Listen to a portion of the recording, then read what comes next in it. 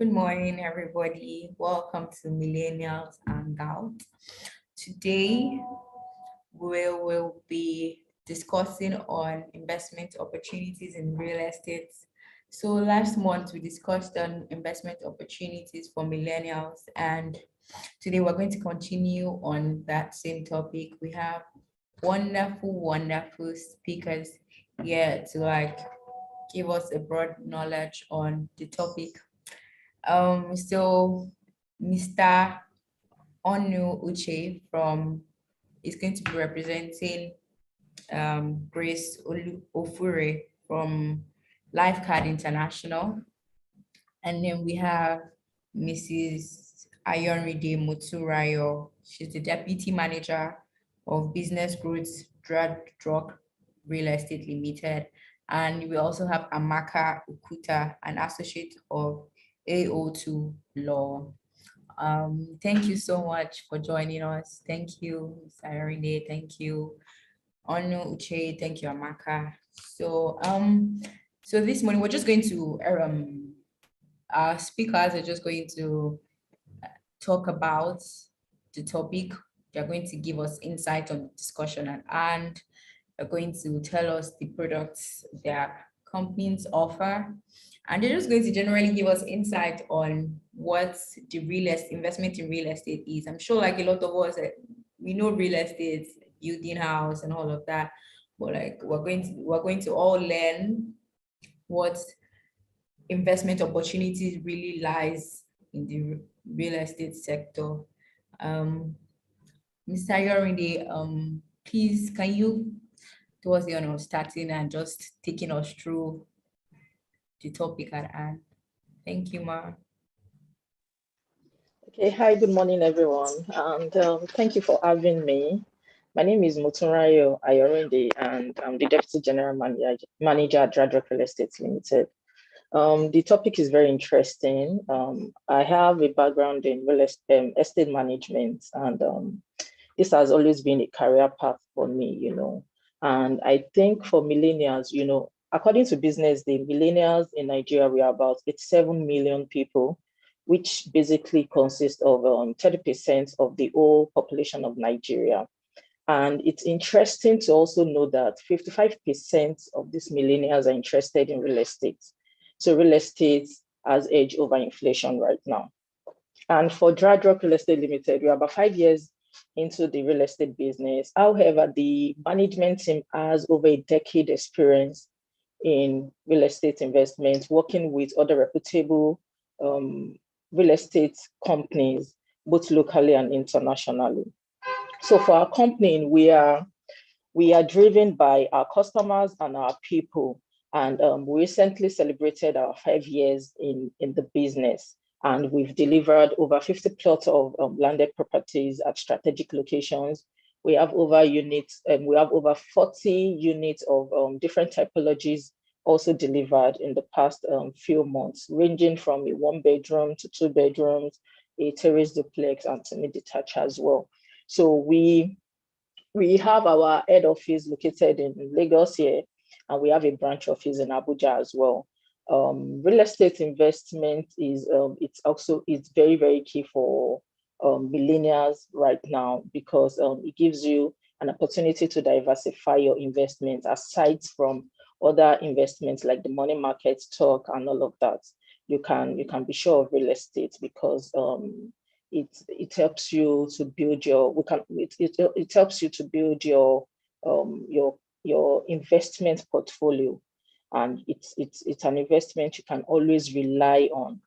And I also like real estate investment because with time, with other investment opportunities out there, real estate is that investment that the more you put your money there, it keeps appreciating. Fine, we have our own down times as well, but you cannot sell it below the property market. If you really know what you are doing, you are talking to professionals that are knowledgeable in the system, and you also do your due diligence. So real estate is a good investment to diversify your capital in. And I really like the topic. I really like the topic because it also helps you to preserve your capital in a way. Capital preservation securities are majorly associated with minimal risk, and the objective of the capital preservation is to safeguard your money, and this is usually for a short-term period of time. So thank you. That's all I have to say right now.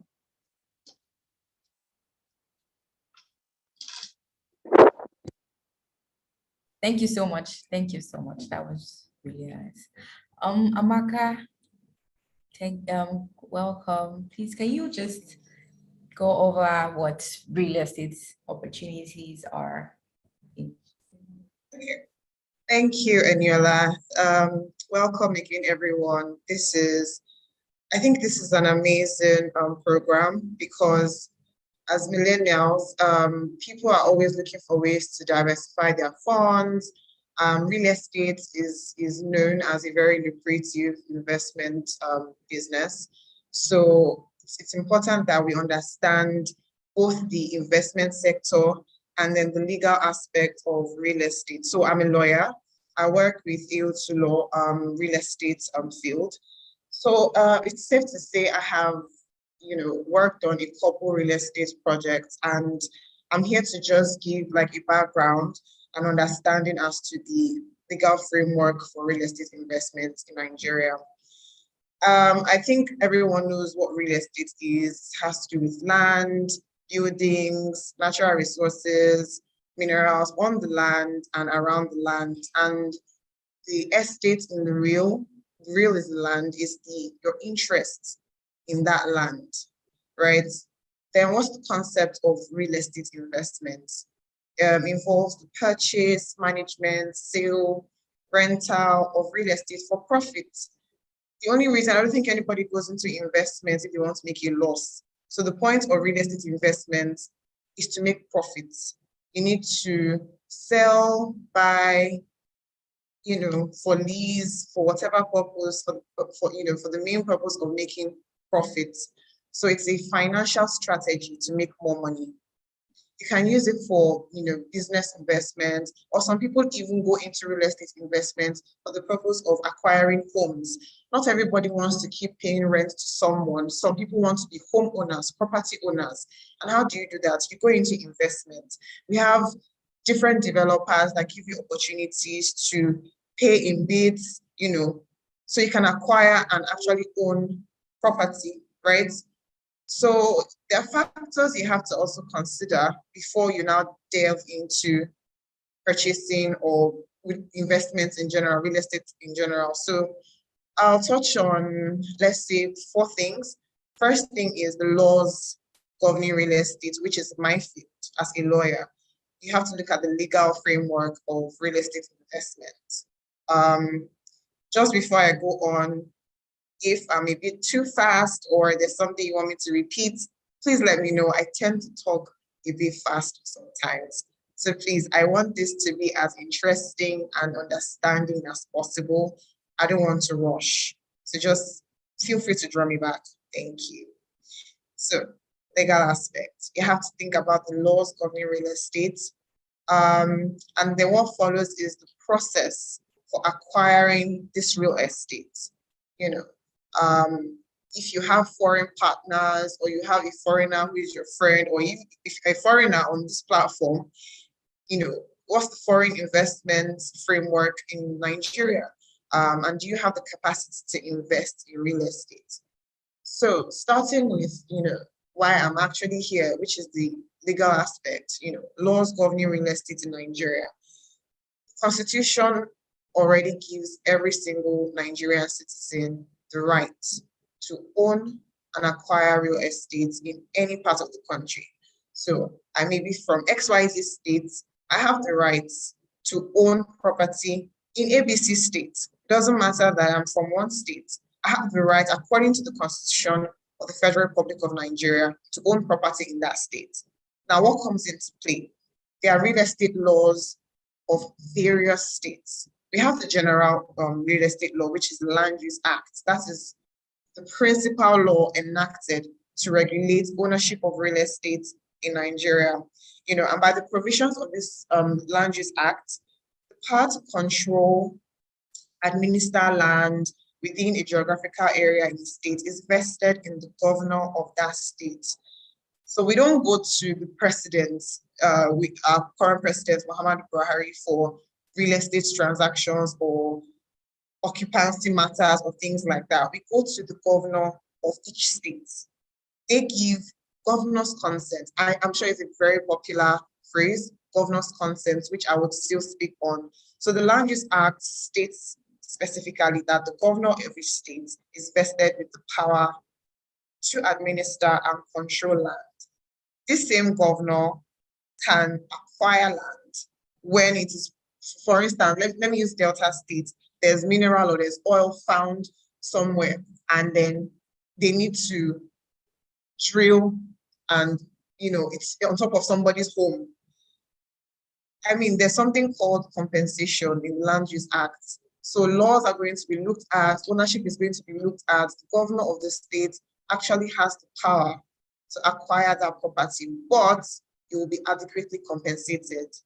In that regard, I mean, you just get a well-versed legal solicitor to help with all the legal issues involved. I don't hope that happens to anyone, but I mean, if the compensation is going to be way more beneficial than you are on, then go for it, right? So we have property and conveyancing laws, which guards the old western region of Nigeria, Delta, Edo, Ondo, some parts of Lagos State. We have various land registration laws. For Lagos State, I'm probably going to speak on Lagos State a bit more. For Lagos State, we have the Land Registration Law of Lagos State, which was enacted in 2015, and it provides for the procedure for registration of property in Lagos State. The illiterates are not left out. I mean, not everyone is illiterate, and not everyone that has formal education would like to acquire property. We have the Illiterate Protection Act. It's enacted to protect those who are unable to read, write, or fully understand legal documents. So you have to have, a protection for those kind of people. You can't take advantage of them, or it protects them against fraud. And real property is a sector that there's a lot of fraud. I'm sure we know names like Ojomu Chieftaincy, the Oniru property. They are popular names that you keep hearing. They are still selling land. And one has to be very careful, because some of these people that come to you to sell plots of land from those families, those plots of land have already been sold. So one has to be extremely careful with real estate transactions or investments. We also have Stamp Duties Act. We have the Administration of Estate Laws of States. This comes into play when the estate of a deceased person, is ripe when the person dies, of course. There's either the intestate administration, where the person dies without leaving a will, or testate, where there is a will. We have different administration of estate laws. We have administration of estates of Lagos State. We have of different states. So wherever you are, the law that applies to you would be used. We have the Companies and Allied Matters Act, of course, but these are not all exhausting, right? It is important to know that apart from all these laws I've mentioned, various states have laws that govern properties within those states. So it's advisable you seek legal advice before commencing on any real estate transaction. So I'm going to just rush into the process for acquiring real estate. The foremost requirement, I'm a lawyer, I'm going to say, please get a land solicitor. It may seem absurd that, I'm just thinking of real estate. From your thoughts, engage a lawyer, right? You may not know it's important until you want to sign documents, and then you realize the negotiation part leading to the signing of documents, you needed legal advice. So do not undermine the importance of a lawyer in whatever transaction you're going into, especially real estate. The next thing is the pre-contract stage, which is, where you should have a lawyer for. You have to conduct due diligence, right? Let's say, for instance, I'm driving on the streets of Lagos and I see this developing property. I'm interested. I make a stop, I make inquiries. And they say, yeah, units are available to be sold. People are buying units. Let me even use Echo Atlantic City, for instance. That's very popular. You make inquiries. You want to buy a unit, you want to buy property, it's still developing. It's not done. Or you're already investing in Echo Atlantic City. Do you just go and give your money to someone that says, oh yes, I own this part of it, or you can give me the money and I will give you a document, we'll sign something. You get a lawyer. Conduct your due diligence. What is due diligence? You're checking if there are issues related to property, if it's even under government acquisition. So sometimes people just start developing plots of land without conducting due diligence to see if this land, does it belong to me or does it actually belong to the government? Because the government can wake up one day and realize this property, they're going around to do their inspections and they mark it X, demolished, because it doesn't belong to you. It's actually part of government, property, right? You check the title of the vendor. This person that says, okay, I can buy these units or you can sell this property to me. Do you actually have the rights to sell this property to me? Do you have a certificate of occupancy vested on you by the governor? Or do you have a deed of assignment which has been duly registered at the land registry that gives you the rights or the title to transfer to me? These are the things we find out when conducting due diligence, which is what you do pre-contract stage before you sign any contract. Now, what is next? The contract stage. You've done your due diligence. You are satisfied. Thank God. You can now sign documents. Most people like to start with a contract to sell real property. And what's that? That states the terms of the contract, when you think the transaction is going to be concluded, payment plan. Real estate is a lot of money, right? Most people or some people do not have outright 50 million, 25 million, 10 million to just buy. So you have a contract. And what does that state? It states in October 2020, I'm going to pay 5%. November, I'm going to pay 10%.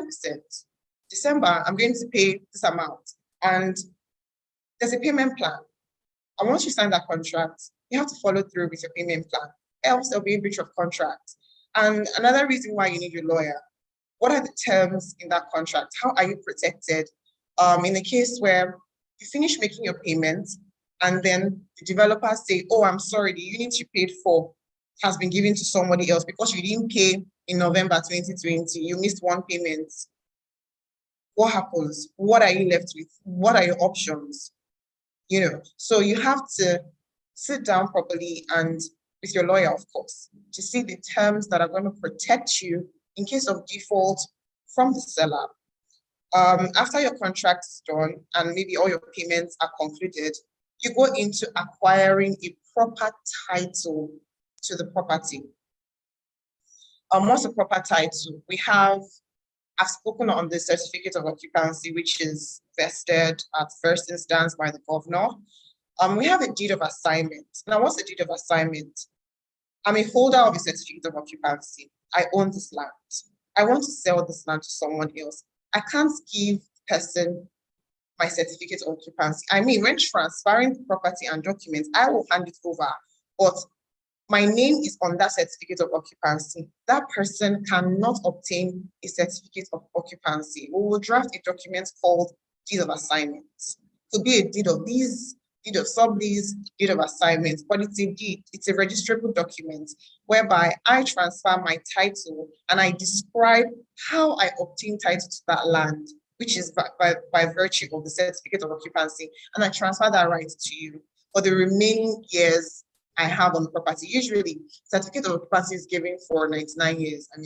Or I may have lived on that property for 30 years.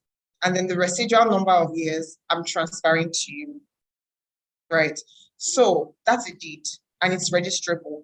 Why am I emphasizing on it's registrable? So I could have this land and I transfer to you. I sign my deed of assignment. Everything is looking good. I'm fine. I've paid you money. But I could still go and sell that same property to another person. What do you need to do as the first person that has bought this property? You need to register or perfect your title. Go to the land registry. There is a procedure. You submit your documents. There's a survey plan that maps out the area that has your name on it as the new owner and occupier of that property. You register this title at the land registry. Now, the law only recognizes who is in their profile. I can come and say, oh yeah, but I bought this property as far back as 2007. And then somebody is telling me I bought this property in 2019, and you're telling me he's recognized by law. Well, I'm sorry. That property, that document is enforceable in law to show you have rights to the property.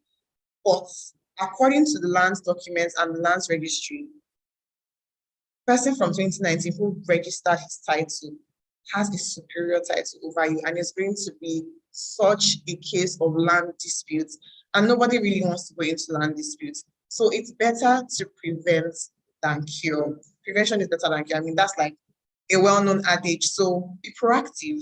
Don't think about reparal actions. Be proactive. Do the right thing first, so you avoid reparations later on, right? The process of perfecting title, I'll just run through it. You have your governor's consent, which I think I spoken on at the beginning. You stamp your documents at the FIRS office. You register it at the land registry. There's usually a registration number that says, for instance, page 1, volume 1, So you have that registration detail. So if somebody says, oh, I have this document, flip through, go to the back. It's usually stamped at the back. Once you don't have that stamp, ask for the registration details. What is the registration status of this property? It may now tell you, oh, yes, currently being registered. Please go to the land registry. Every file has the number. Ask, at what stage is this property being registered? What is the status?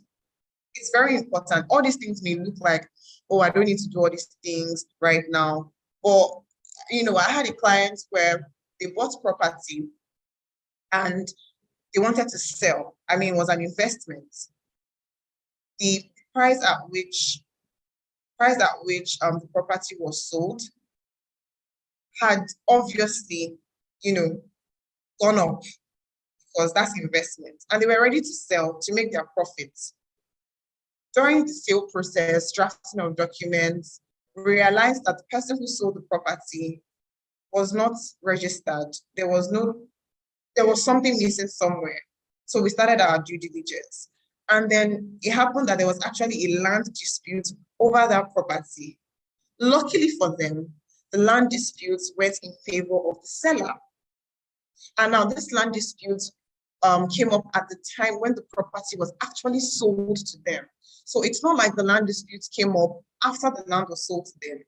During the year that it was sold to them, so if they had conducted their due diligence, they would have seen there was a land dispute in court. Now, I'm saying luckily for them because everything ended up being fine. Some new documents were drafted to reflect the owner's name, like the proper name and everything. But people cannot always be this lucky. So you have to be very careful when you're dealing with land transactions. Always conduct your due diligence. In the courts, is there a dispute? Are the families fighting for who actually owns this property? Oh, this man died. His children are fighting for the property. Son A is saying he has the right to sell the property. Daughter B is saying, no, she has the right to sell the property. Then from nowhere, the stepson is saying, no, I have the right to sell the property. All these things have to be checked. In courts, land registry, everywhere. To just be very, very careful. Next up, I spoke on foreign investment in Nigeria. So because of the Land Use Act, it guides foreigners or guides Nigerians from foreign acquisition of our land. That doesn't mean foreigners cannot invest in property in Nigeria, but they cannot outrightly apply for governor's consent as a foreigner on a Nigerian land. What do foreigners do? What are their options? We have acquisition of lands by alien laws in various states, right? And you can acquire land from a Nigerian citizen, or such acquisition is subject to the prior approval of the state governor. You apply to the governor, they vet your documents, and then they give you approval. Then you can go ahead. Or you have a company, you register your company, foreign investments, participation, and then the company can acquire property. Just in case, we have foreigners on the platform, or you have partners or people that are foreigners that have asked you, oh, bro, how can I actually invest in property in Nigeria? They actually can, right? So last but not the least, capacity to invest. Have legal funds. Do not succumb to pressure from whatever and go into fraud and, steal property, or please have legal forms. Seek proper and expert advice. It's better to be proactive, right, than to seek remedial actions. And it's nobody wants to sit on a land matter in court or anywhere.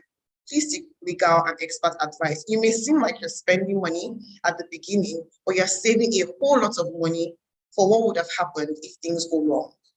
And do not rush. Do not rush real estate transactions, please. I mean, you can see this property, oh, it looks viable, it looks like a great investment.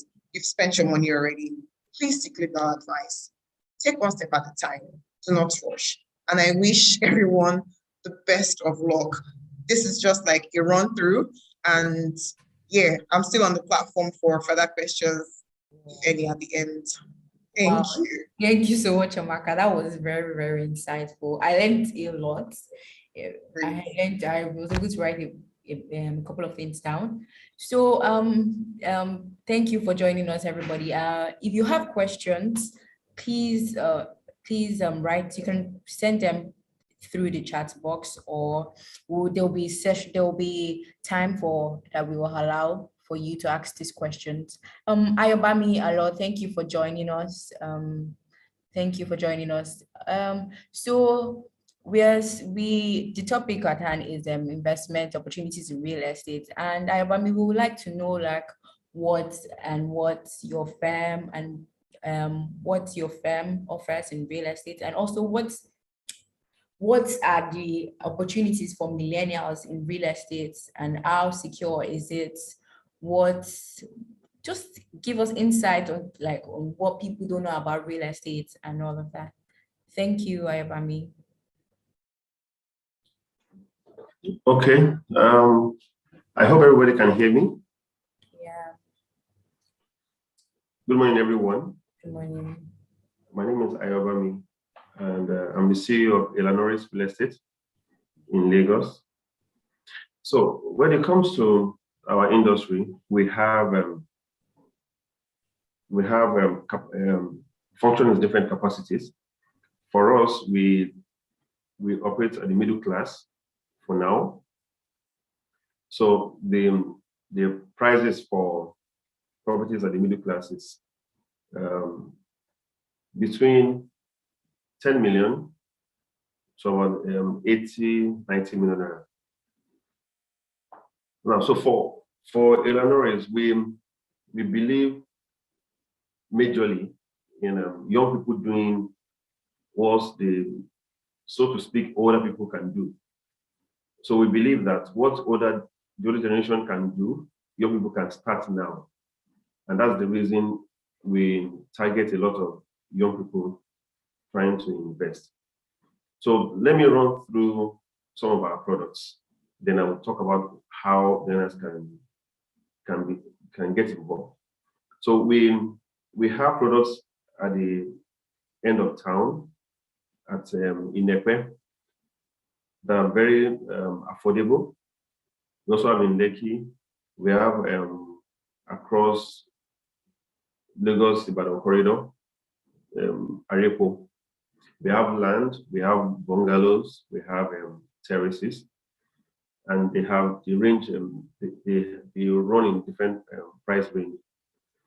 So, what's our intention? Our intention mainly is to make sure that people don't waste their time, they don't waste their resources, they don't waste because wasting your time, wasting your resources is as good as wasting your life. Now, young people these days are earning more than their parents, especially when you go into fintech, go into agriculture, the medical line, even real estate. So you find people between the age of 25 to 35 earning more than their parents. Now, of course, we know that young people have a tendency to enjoy life. The Yoruba people would say that the money a young person earns first is to eat. You want to enjoy life, go clubbing and all that. And now, so our intention is to make sure that young people understand that they are appreciating assets and they are depreciating assets. Now, but in the industry that we operates, it's more of acquiring, appreciating assets. So, if a young person wants to get involved in real estate, and you hear the name Illinois,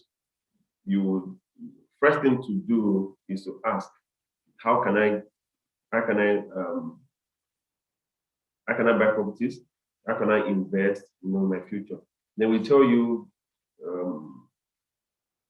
engage people and teach them how they can buy, especially from the new Lagos, which is where everybody's rushing to now. And it's also one of the reasons people who are wealthy now became wealthy. Many of them ran to new locations when Lekki was all water, when BDC was nowhere to go. Some young people back then ran there, established themselves, and now development has caught up with them. That is what is happening now. So for young people who are earning money, cryptocurrency and so on and so forth, doing online businesses and earning good cash, the money in the bank is not going to generate anything. It is as good as useless. Putting the money into appreciating assets, especially land, is the best thing. So you don't have to rush to buy a house now. As a young person, buy land as many plots as you can.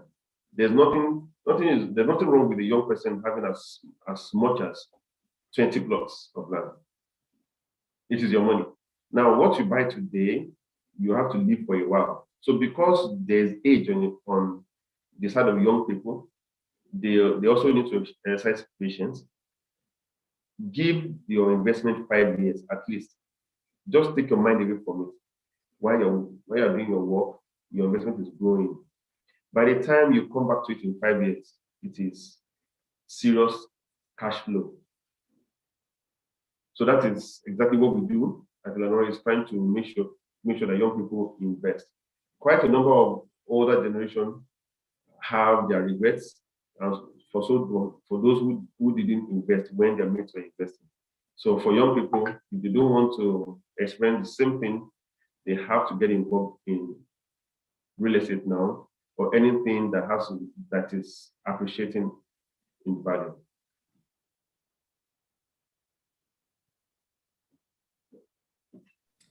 Thank you, Mr. Ebamialo. Thank you so much. You made emphasis on young people investing and how important it is to buy land. Thank you so much for taking us through what the services your company offers. We'll be moving on to Mr. Onu Uche. He's going to be representing Mrs. Grace Ofure, and they'll be taking us through investment opportunities in the real estate sectors. It'll be discussing opportunities across different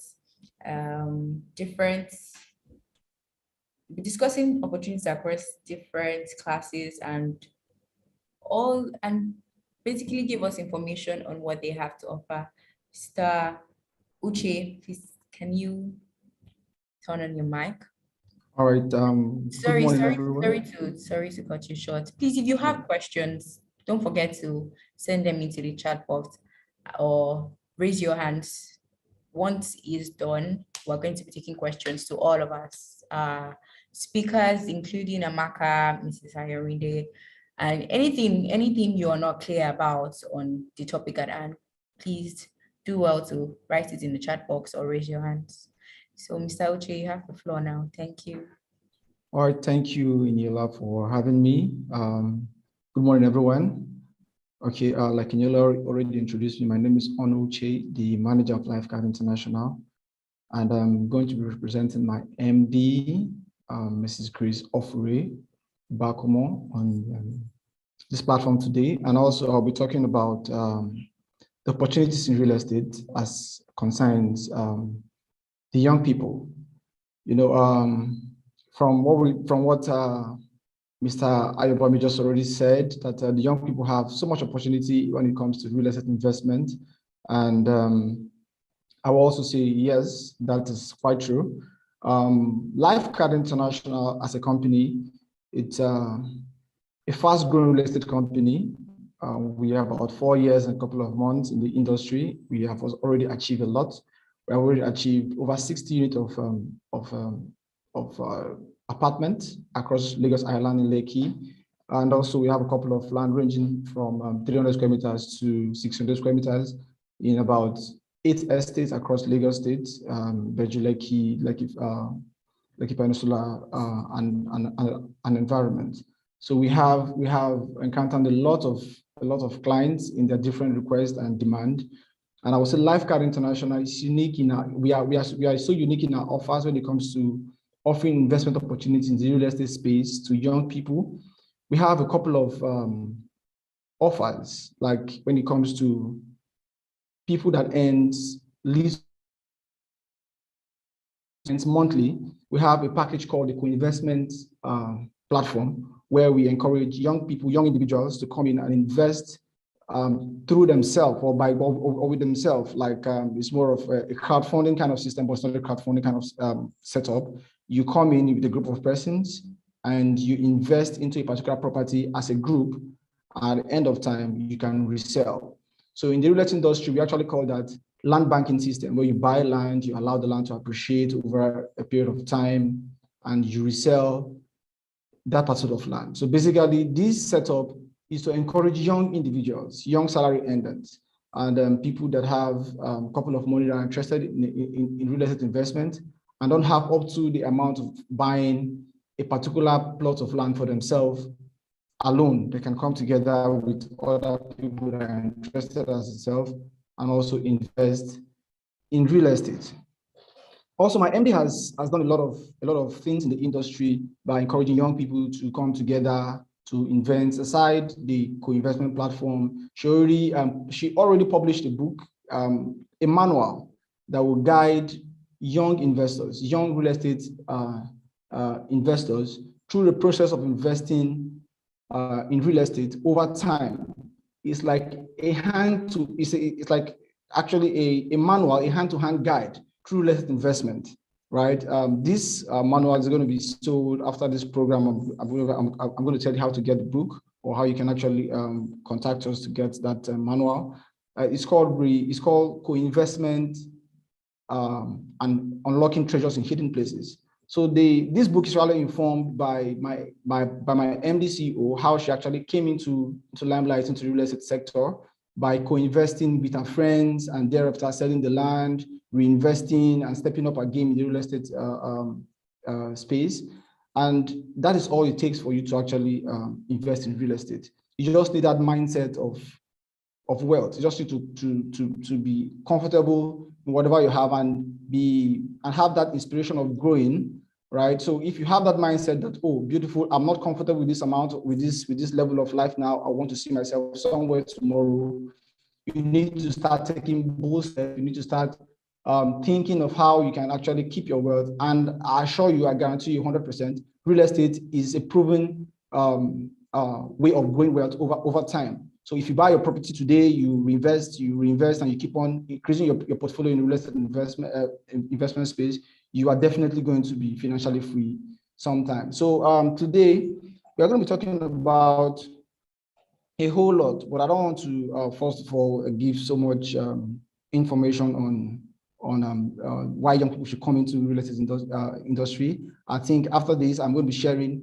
a slide where you see how we have highlighted the step-by-step process, how young individuals can come into the real estate space seamlessly without so much money, right? Because from the angle young people see real estate investment, they see it like it's an industry where you have to come with the millions. But I'm going to be showing the young people here today that real estate is not in that light anymore. You can come into real estate with as low as 500,000 and even less, when you can put your money together and invest and resell and step up your game and you continue investing.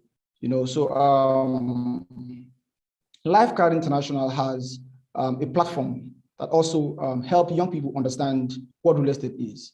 Because before you actually invest into something, you need to learn to know how your money is going to be appreciating, how it works, how you don't have to get scammed, just like Barrister Maka said, how you have to check the property, if it's verified, if it's authentic, and all of that. You need to learn all of this process. You can't know much by asking. You need to get into a learning space and learn all of this process, learn all of this, so you can go into the industry equipped with knowledge.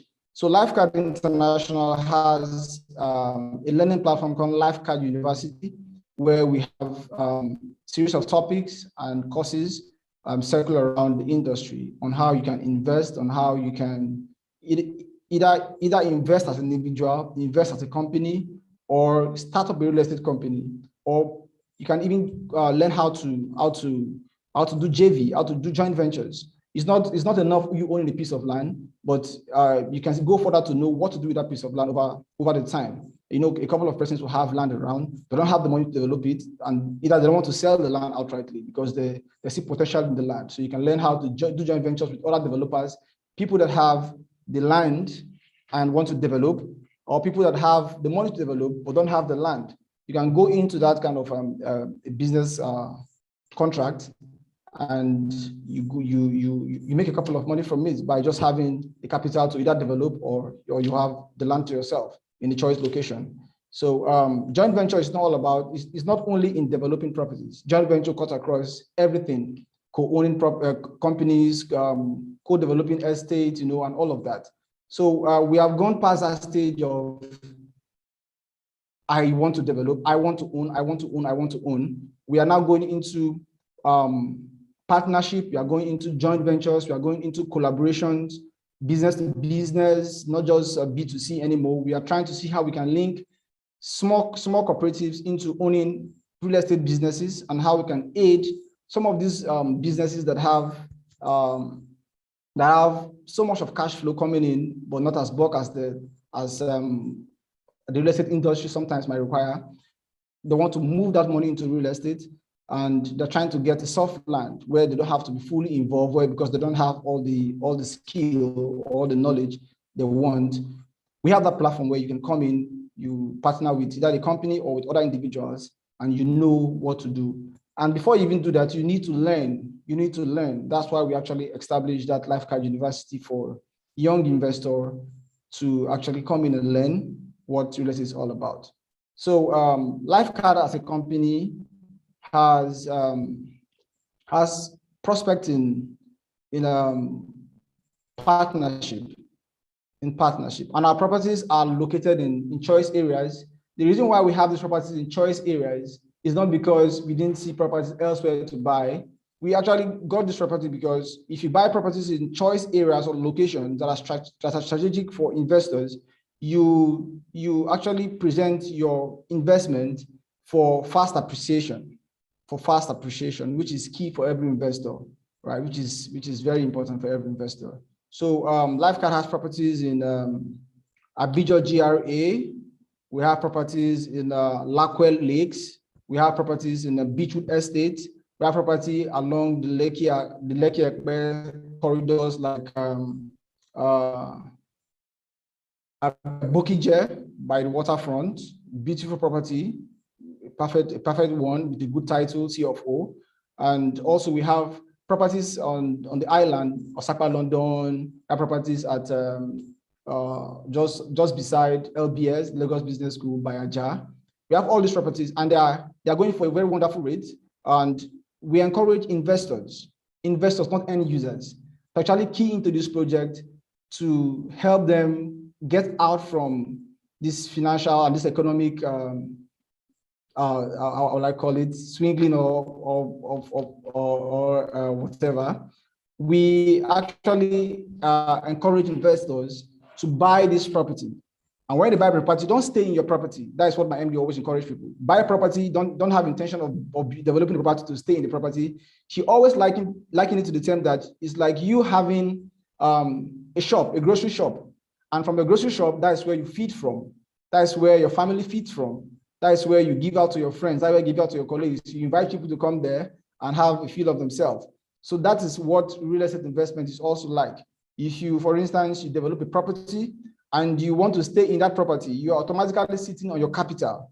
And thereby sitting on your capital, you are sitting on your wealth, you are sitting on your generational wealth, you are sitting on what you are supposed to invest with and grow other money to have what you are sitting on. So you are automatically eating your seed. So a life card investment as a company is not encouraging you to sit on your capital or consume your seed. They're showing you that what you have right now in your bank account, the money you have right there, the 1 million naira, the 5 million naira, the 10 million naira, the 100 million naira, is a seed. It's going to help you to, it's going to get out of poverty in the next, in the couple of generations that after you or coming after you. Whatever you have right now, you can start real estate investment. And our courses are so cheap that with as low as 10,000 naira, you can actually start learning how to be a real estate investor, either by direct investment or by co-investment or by referrals, making money through real estate. Thereby, you can start bringing people to buy real estate, referring people to buy real estate, earning commissions, and thereafter you can start investing because you have learned the trade, and you can boldly say, this is when the property is going to appreciate. That is what is good for an investor. This document is good, that document is good, and so on and so forth. So I believe in the course of this program, we are going to discuss more of life card property and how you can take advantage of them. Thank you so much for now. Oh, thank you so much. Thank you so much. I like that you pointed the fact that there are opportunities for younger people, even with less than ₦1 million to invest. And you also have courses that they can take to learn more about real estate, and they don't just get to jump into it like Amaka had initially said. So now we can move on to the question and answer segment. Please, if you have any question as an attendee, please send your questions to the chat box, or just raise your hands and I will be able to, and then you'll be able to answer your question directly. So my first question is to Amaka. While you were giving us insight on some of the documents we need to get, and I really learned a lot. I wanted to ask, getting a solicitor for your properties or land you're trying to acquire, does it have to be for a very large amount of, like, do you have to get a solicitor for even a plot of land if you're just getting just one plot of land? Like, do you and how economic, or how economic is it to get a solicitor, like to put that factor, like the fees for a solicitor, if when you're just buying one land? Do you understand my question? Yeah, very clear, Nyola. Thank you. So a plot of land, depending on the location, you can say a plot of land, but the location matters, because I'm thinking from my understanding of your question, you're saying a plot of land is small. Do I really necessarily need to pay someone maybe legal fees for just one plot of land? What if that one plot of land is in Ikoyi? The amount of money you're going to spend and the risk involved in acquiring a plot of land could be greater than you trying to acquire a plot of land in, for example, in most areas of the Ikorodu. So no matter the size of the land, or the location, right, weigh your risk. I think the first thing you have to have in mind is the risk involved. How much is this property going for? This plot of land in Ikoyi is going for 10 million naira. It's in a prime location. It's on Awolowo Road. It's one plot of land, but it's going for 10 million. And now this one plot of land in Ikorodu is going for 300,000 naira. If I do not engage a lawyer and everything goes wrong in this transaction in Ikorodu, what is my risk? Am I willing to lose that money? Can I, weigh your pros and your cons? Or you cannot, I'm sure you don't even weigh pros and cons if the property, just one plot, is going for about 10 million or a high amount of money. So no matter the plot of land or the size of land or size of property, weigh your risk. The risk will definitely determine if you are willing to engage a solicitor from the onset, or you can wing it. but it's advisable because money doesn't come easy. So no matter the amount of money, you've worked hard for your money. I don't think anybody wants to lose money just because of the risk is small. Yeah, but if you have like a billionaire or you have so much money, you can, that's the beauty about investments. You have high risks, you have low risks, right? So you weigh your risk according to the transaction involved. And know if you can engage a solicitor. Now, as regards solicitors' fees, right? I mean, also it depends on the land and the location, right? I know solicitors charge according to commission, or they can charge an outright payment depending on the situation. So there is no fixed solicitors' fees for real estate transactions. Don't be scared. Engage a lawyer first. Understand the transaction. The lawyer could even be engaged from the onset till the end, to conclusion. So the power of negotiation can solve any problem, So negotiate with a lawyer, especially someone that you speak to frequently.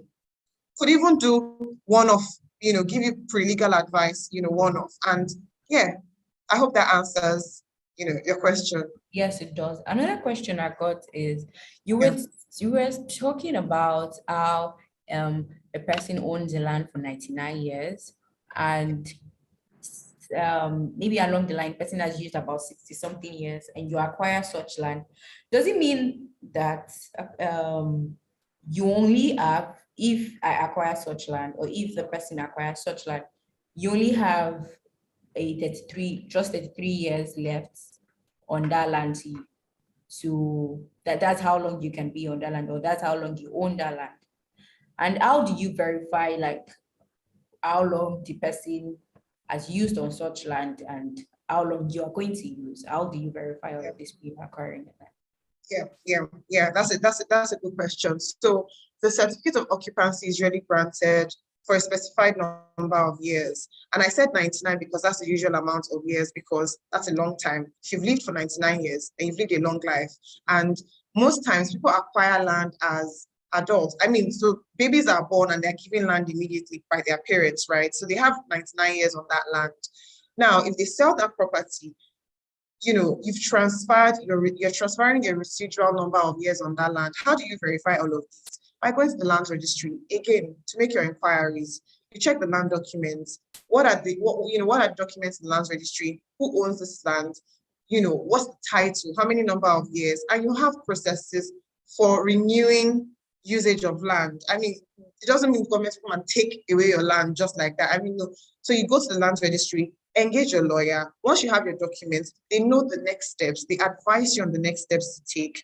You can use your land. That's why we have land use charge. Land use charge comes year in, year out. You pay land use charge every year because it's a tax, it's a government tax.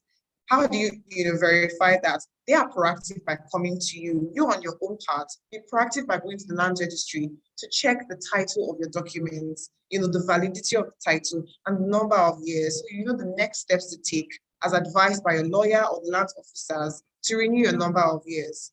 So yeah, there's a specified number of years for certificate of occupancy, but it's for documentation purpose. Doesn't mean they'll come and snatch, Yeah, so just do the right thing and you're fine. You can keep transferring, title to that land as long as you have proper documents and title to the land for a good period.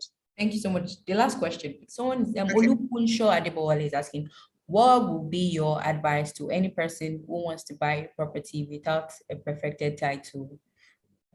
Now, that is an amazing question, and it comes from a smart mind, because for you to be thinking of a perfected title, it means you even understand the basis of having title and a registered title.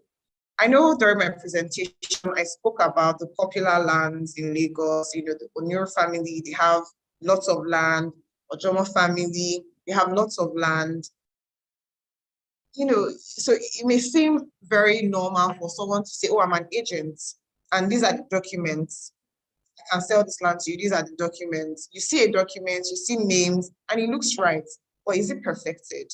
Is it registered? And I know during my presentation, I said, if I bought a land in 2007, if I bought a land in 2007 and I don't have it registered, and somebody from somewhere happens to buy that same plot of land, because we have a lot of real estate fraud, where people sell the same plot of land to different people. And then you see sometimes on the news, you would see a community of people saying, oh, this agent absconded with my money. I paid for this land. I paid. As recent as, was it last month, a lot of people paid these in Surulere. Yes, I think in Surulere, they paid money for tenancy to a particular agent.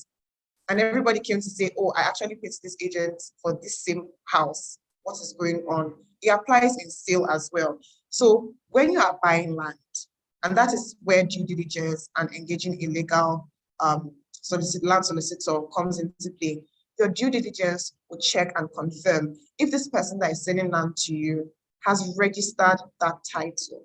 That gives you solid and 100%, you have the confidence that this property can be sold to me by this person.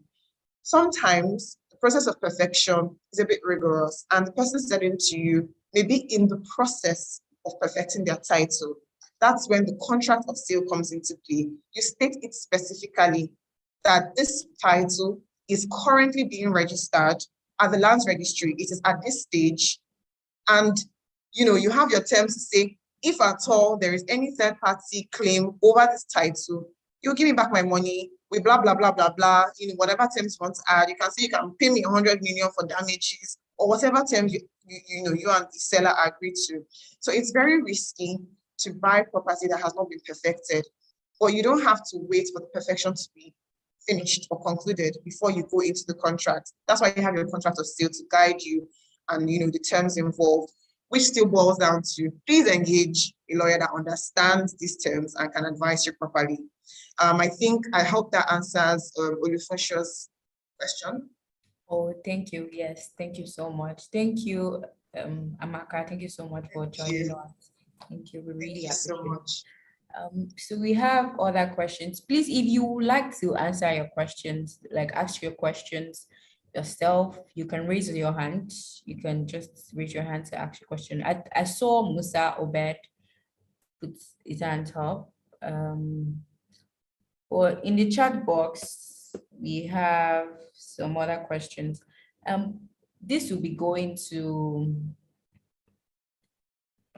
the first question. Sorry, is to Lifecard. If I buy a land, paying monthly with my salary, and along the line I lose my job, what happens to my land if I default in paying? This is the Lifecard. Uche, I think you'll be answering this. Okay. All right. Thank you for that question. I think that question is very valid because in some cases we have had a couple of persons that have defaulted in their payment, and what then happens is in every contract you're going into, there's always a clause that helps you leave the contract either by choice or by circumstances, right? So if you are paying for a land and you happen to lose your job and you can't continue the payment and all of that, so what then happens is you can either pull out from the transaction or you request for an extension of time for you to continue paying. And pulling out from every transaction comes with an administrative charge, and that will be determined by the kind of transaction you're going into, if you happen to come in.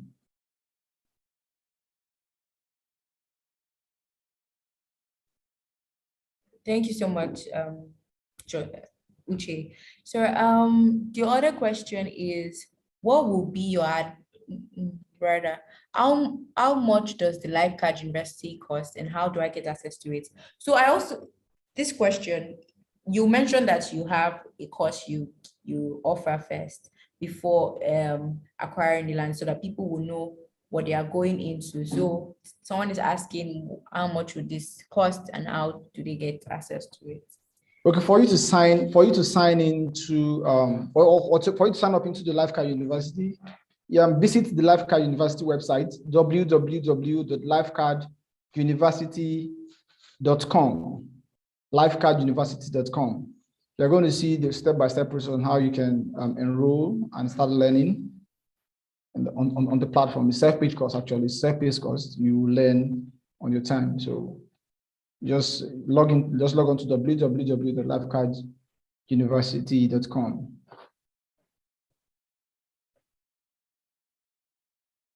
Okay, thank you so much.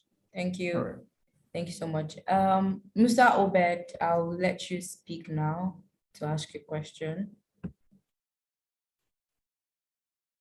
Musa, you can talk now. Hello, Musa. Hello. Good Hello. morning. Good morning. Good morning. Yeah. So I would like to ask a question concerning joint venturing. Is there a way like to render skills or professional know-how, like for example, as an architect, if I don't have the land or the finance, how can I go about it? But I'm interested in joint venturing. Okay, thank you so much. Please, I would like Mrs. Ayoride and every other person to answer individually how it applies to their company, if they can render skills, if they don't have money in joint venturing. Mr. Ayoride, please answer. Thank you. Okay, thank you. Thank you, Eniola. So for us at Dradrock Real Estate Limited, joint venture is actually one of the schemes that we offer as a product. So for us, in terms of joint venture, you can either come on board as you can either come on board as a property, owning a land as your own property equity. So let's say, for instance, you have a land in a strategic location, let's say, for instance, Bahana Island, and we as Dradrock can come on board to engage our other consultants, like the architect. We bring in our salespeople to sell the product, and we offer, of course, we also build it, because part of our own model of selling is the off-plan scheme. So we have that. Now, you can also come on board as a project partner. It's also a form of joint venture. So project partner simply means that we have a project that's going to cost us 1 billion naira to build, and you have about 500 million naira. Now, this 500 million might not be your own personal money. It might be a community money from where you are, maybe your old student association or your cooperative at work, and you are looking for different ways in investing in real estate. So you can bring your 500 million on board and be a project partner on a particular project that is going to cost 1 billion naira. And that simply means that you own 50% of the project. And for us in Dradrock as well, before we even go into joint venture partnership with you, we would have discussed the pros and cons. We know who the property and who the equity partner is. We would also talk about the profits that will be shared on the project as well. So there are different ways of coming on board as a joint venture for us. So it depends. You have the land, which is going to be a form of property equity. As you being an architect, you can come on board as the architectural consultants on the project. So that would be your own equity on the project, and we'll discuss the percentage that will be going as profit for you. So it depends. It works different ways, and that's how we roll. Permit me to use that at Dradrock Real Estate. Yeah, Thank you. that's fine. Please, Mr. Uche, you can all answer questions according, Mr. Yabami, you can all answer according to how it works in your firms. Thank you. Okay. Hello, Musa. So, for Atelanoris real estate, it's the same thing as Mr. already explained. It's the same way that it works here. You can come as a partner. And also, many young people have properties handed over to them by their parents, probably old structures or virgin land. You don't have to sell. So the joint venture scheme, as Mr. mentioned, is a smart way of making money. Allowing your property work for you. So because if you sell, you may likely spend the money because of different exuberant costs. You may go into joint venture in such a way that you have a share of the if it's a pocket estate or whatever it is that is being done by the developer. you may have a share of that. That way, you are not bothered about losing your property, and you're not bothered about whether the money is coming in and you don't know what to do with the money.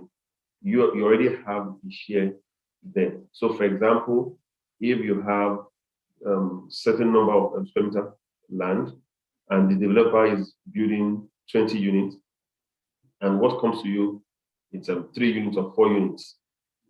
The money you will start, instead of you looking for how to build, developer has already given you property that can last a lifetime.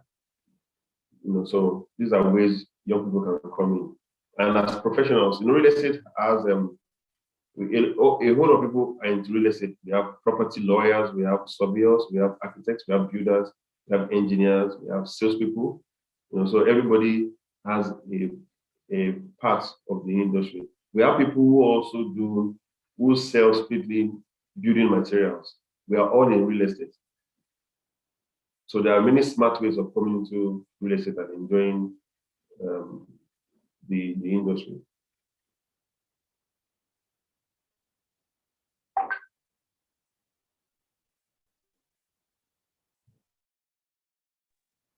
Thank you very much for the clarification, sir and ma. It's really appreciated. Okay, okay, Mr. Musa, good morning. Yes, sir. All right, so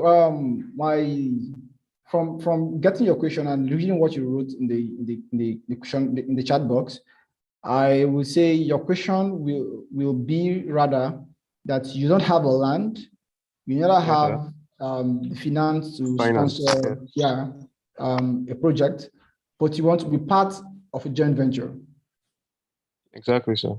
Okay, so I would liken this to the current situation that we are facing right now in the industry and with young people, basically, where they want to make money, but they're not ready they're not willing and ready to render the services without getting an instant gratification for their services. So I would say, not all transactions you go into, basically you make money from as a young person.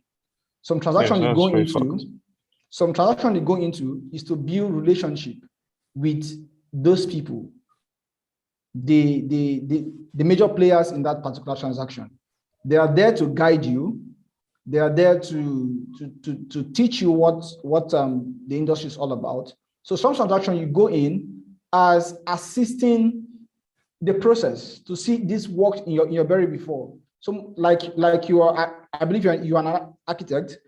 You might just be coming up from the university as a fresher with little or no experience in the field, right? And you intend growing as a professional architect in the architectural space, right?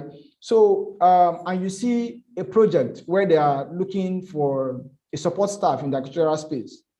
You can render your services to say, okay, let me come in to see how I can give my services to this.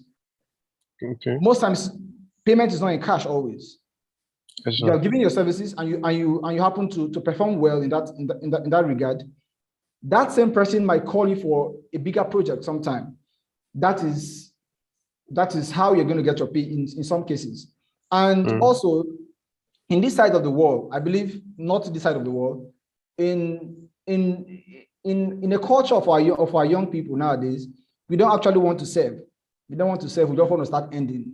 Just want to start ending. We want to start ending. There's always profit and benefit in saving. You get to learn the process. You get to learn the procedures. You get to learn the legal side of everything. There's a legal side of every business you're going into. There's a legal side of every transaction. Be it a friendly transaction, there's always a legal side to it, because someday, somehow, something has to speak for you if you're not there, right? So in this case, where you don't have money, you don't have the land, but you want to be part of a joint venture, what I would advise you as a person, render your service first. Your service is going to speak for you later on. Your service is going to call you back. And if you do it well, you definitely get a referral from that one transaction that will lead to your growth in the real estate industry. Yes, and in the best of my own understanding, also helps in your connection and your networking. Basically, From what I understand. basically. From what I So understand. which cannot be equated with money most of the times. Yes, sir. Because the money you make Thank you in very one much, sir. transaction, you can make them over and over in 20 transactions to come. Thank you. Yes, sir. Yeah. I appreciate your input, sir. All right. Thank you so much. Please, if you have sent questions in to the chat box earlier and they've not been answered, please can you send them again? Thank you so much, Mr. Grace, and thank you so much, Mr. Ayopami.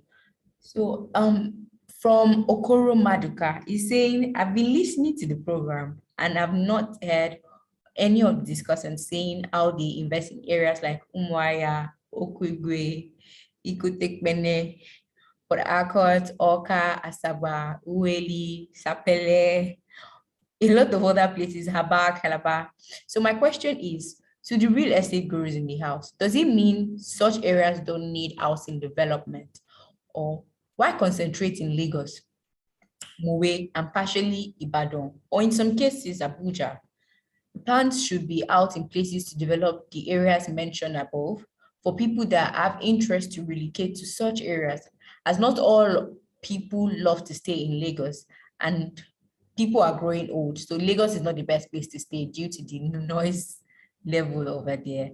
I would like all of my speakers to run through this question. So he's asking, why are we not concentrating on investing, on setting up investments in the real estate sectors outside of Lagos, Abuja, and Ibadan?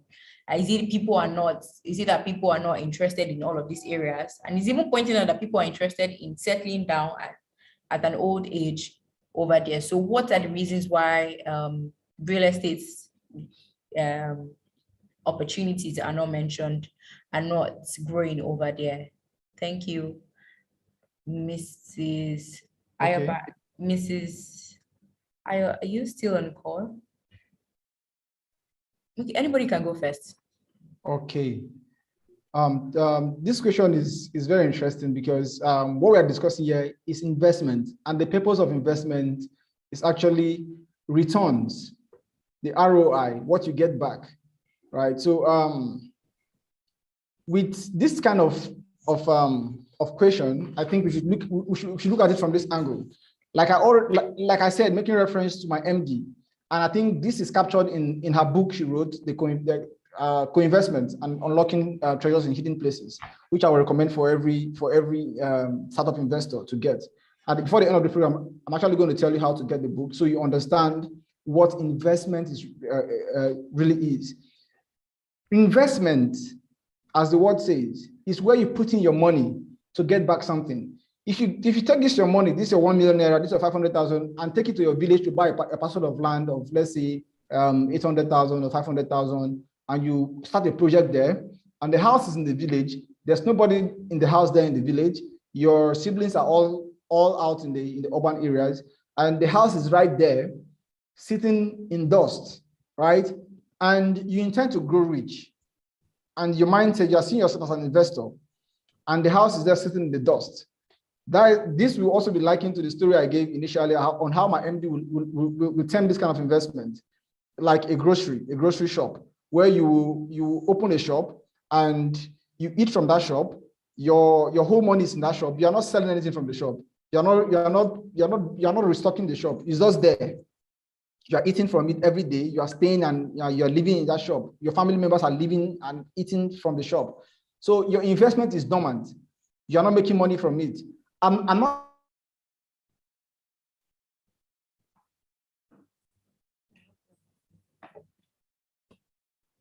You should look at putting your money where it's going to multiply, where it's going to come back to you. So if you happen to have, let's say, 10 plots of land in Lagos, and you develop one, right? And you start renting that particular one, and you're making money.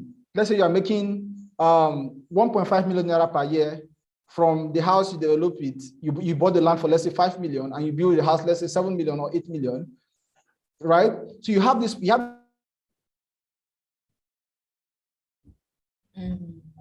money every other year. You can comfortably develop a house in the village for whoever, or maybe for you going back to the village, and be rest assured that you are financially stable. You have cash flow coming from somewhere to service whatever lifestyle you want to live. Thank you so much, Mr. Uche. Thank you. Mr. Yabami, what do you think of the question? Okay. I like what my other finance said. It's good to invest. It's good to be smart in your investment. Right now, Nigeria is cut into maybe about 4 cities, 4 states, and others. However, it is we can't shy away from the fact that other states must develop as well. Yeah. As much as we like to invest in Lagos, we like our money to grow fast. The only way to save the country is to spread to spread our risk. It may be smart and fast to invest in Lagos. It may not be safe for everybody. Not everyone wants to retire in Lagos. So I would say that as a young real estate company, we are also looking into moving to other parts of Nigeria.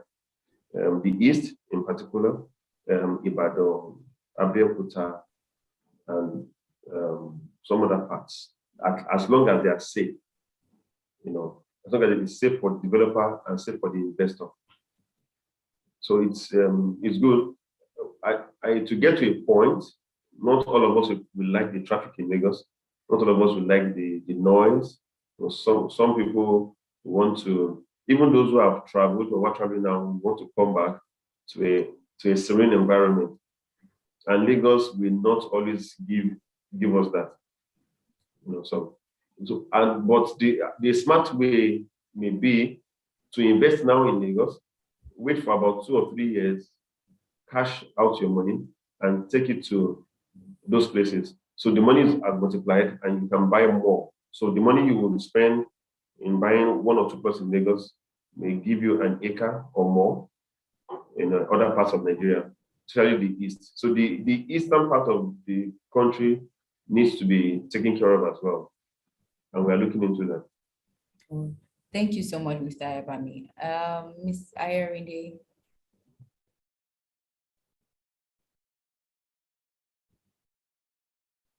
Hello, Ms. Ayerinde.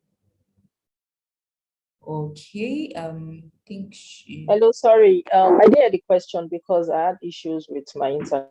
So please, can you the person was just it again if you don't pointing mind? out that so far the eastern part of the eastern and southern, the south part of the country were not listed in some of the areas in which the companies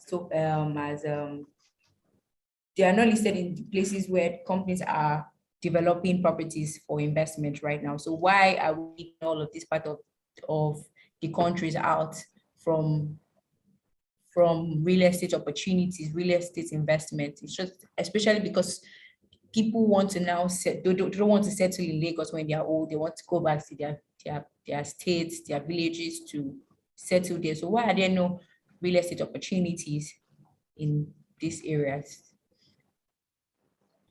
Okay, for me, I think it has to do with the reason why you want to invest in real estate. Are you investing to cash out, to make profit from it? And everybody knows that Lagos State has to be as the ISM economic hub. So a lot of people would rather invest in Lagos because of the kind of returns they will get on their investments. So Lagos is also divided into probably investing in the new Lagos, which is along Lekki Expressway, or coming to the island being the high end, meaning maybe Lekki Phase 1, Ikoyi and Victoria Island. So I think it depends on the individual that is investing. Some people might also be investing because they are investing in areas outside Lagos to be their retirement home. Like Ayobami said, probably in Abeokuta. They've worked for so long and they would like to invest in Abeokuta, which is going to be like their retirement home. I know of people also that invested in our prime Oiko's land around the Lakwe Golf Course. Like a high percentage of people that invested there actually bought as their retirement home. So they want to build like a beautiful bungalow that while they're on wheelchair, for instance, they are able to quickly on the lights, so the level of the sockets won't be higher than won't be as high as the regular level. So for me, I think it depends on your why you're investing, and which location is also more preferable for you, basically. That's my contribution to that. Thank you so much. So I'll be a couple of people were raising up their hands, yes. So please ask your question fast, and please direct it to somebody. Mr. Okoro Madu. Good morning, Okoro Maduka. Good morning. Morning. Good morning. Thank you, speakers, for what you just said. Sometimes I tend to disagree with most of what you're saying. If you know Lagos, early 90s, the Lekki were dreaming, speaking, posting, now wasn't like this. So I'm offering advice as a potential real estate developer, investor, whatever you are. You've not been to these areas. Most of you stay here out of fear. They're going to kidnap you. You've not been able to be to know the demands of people. Yes, I'm from Umuahia. You might build an estate in Umuahia, I might not live in my community. I'll go and stay there to keep cool. So these are the mindset I want the developer. It's not about investing. If I invest in Lagos and I could not say who will buy it and I die, who will not inherit those property? Or if my own, not everyone have mentality to remain in Lagos. Some people come to Lagos to stay because of work, and they don't even like living in Lagos because of the kind of lifestyle. So what I'm just saying that these areas could be looked into and develop estates in that people will buy it. Like Eket, the correct Benin, Calabar, people will buy it. They are also coastal area, Port Harcourt, Yenagoa. So that's what I'm saying. Thanks. Oh, thank you so much, Mr. Okoro. I'm sure they are looking into investing in all of these areas. Simon Iruhe, please ask your question. Good morning, Simon. Good morning. Can you hear me, please? Yes, we can hear you. Please direct your question. Good morning. Lovely presentation by the speakers. I'm a realtor, so in other words, I actually have a team. So we help companies and the rest sell properties and the rest. Okay, so I just love for each of the firms who are represented here to do they have a brochure whereby it gives an opportunity for realtors like us to come in or something of such, whereby we know, okay, what their property is all about, or if possible, an investment, like a guide towards their investment, how people can join, even if we have potential clients that can have come into to know their properties, what is existing, basically. So I just love for each of them to answer this, and if possible, we could drop a mail whereby it could be like a physical store center or mail and the rest. So for further inquiries, thank you. Thank you so much, Simon. Thank you so much. So please, before we answer these questions, I would like to read out some of the other questions directed to some of our speakers, and so you answer them together because time is fast spent. Please don't, Simon question if you have a brochure and all, and how realtors can access some of your services.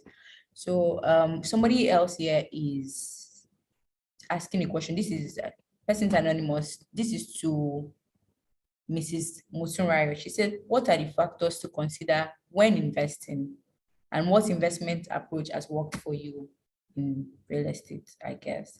And also, there is another question saying from Lukman Wahab. He says, I have 4 plots of land in Ibadan with one real estate company at one point.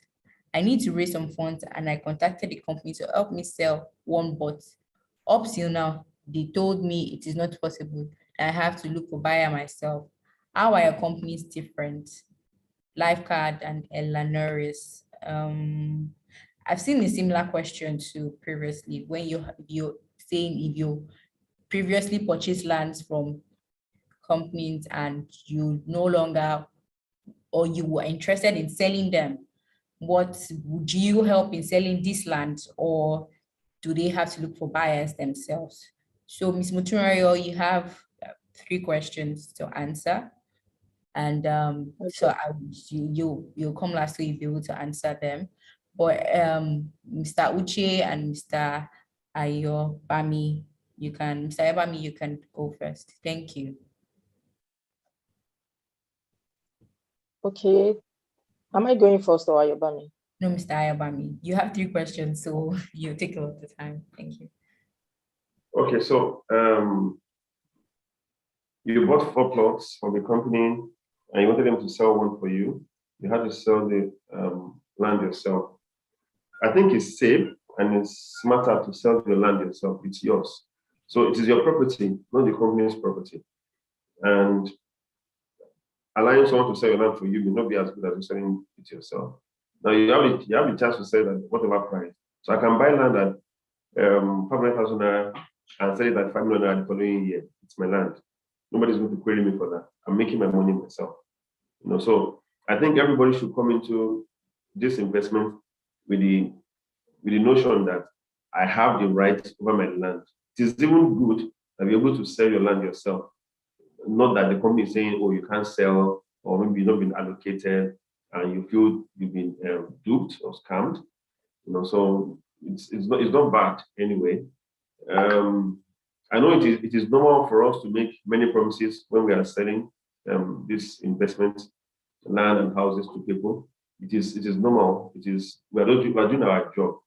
But as a young person, you just have at the back of your mind that the land is yours. Once you are allocated, you have a document, you can do anything on your land, you can do anything with it. You can sell it to anybody at whatever price, which is better.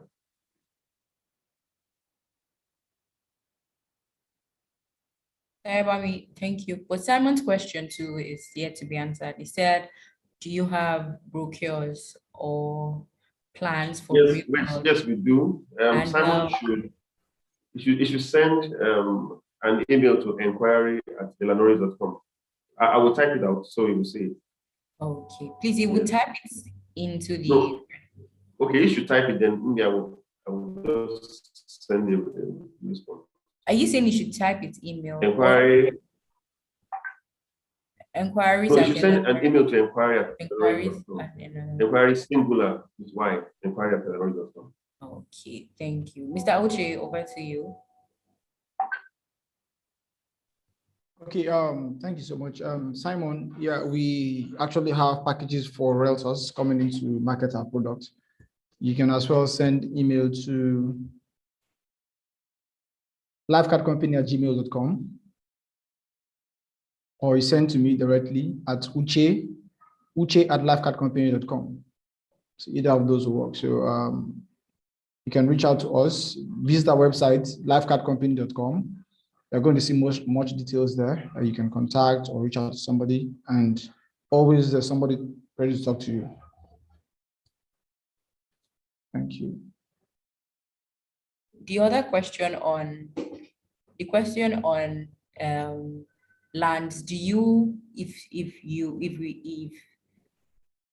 Simon purchases land, or say I purchase land from you and I want to sell it, do you help in selling it, or do I look for the buyer myself? That was the other question in the chat box. Yeah, it actually depends. It actually depends at the point you want to resell your land.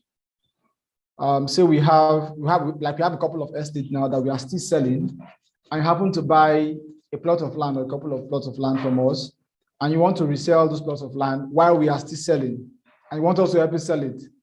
Honestly, it will be almost impossible for us to sell your own while we have lands that we are selling in the same estate, right? So what would then happen is either you bring your own buyer, or you wait till at the point we are finished selling, then we can, if you have anybody requesting for land from that particular estate, then we can help you resell.